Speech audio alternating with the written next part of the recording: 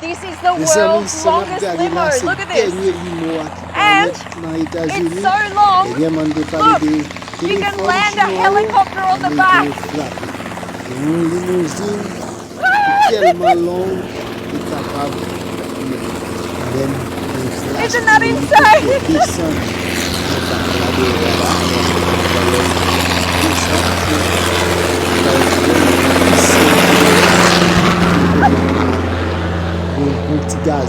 What?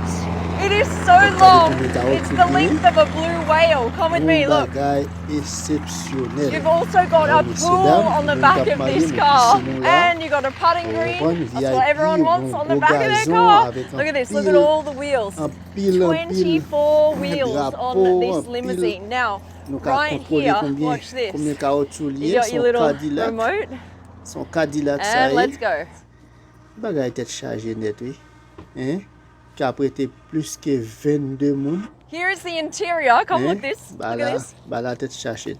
Tête chargée. Tapis rouge. N'a regardé comment on peut expliquer nous comment ba yo là.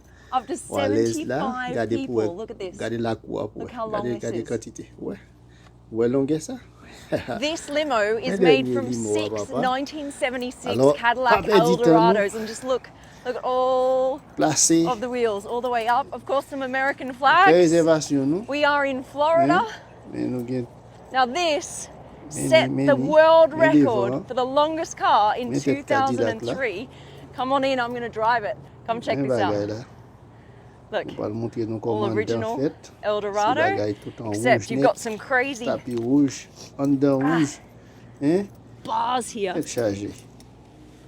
Just to deal with the weight of this thing, to keep it all together. Now, it is over 9 tons, this car, and you can actually drive it. So here we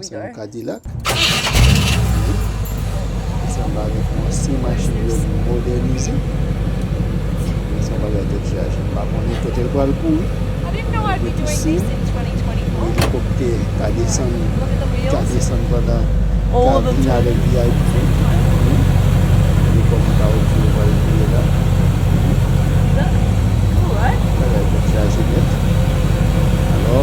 Just driving the world's longest car.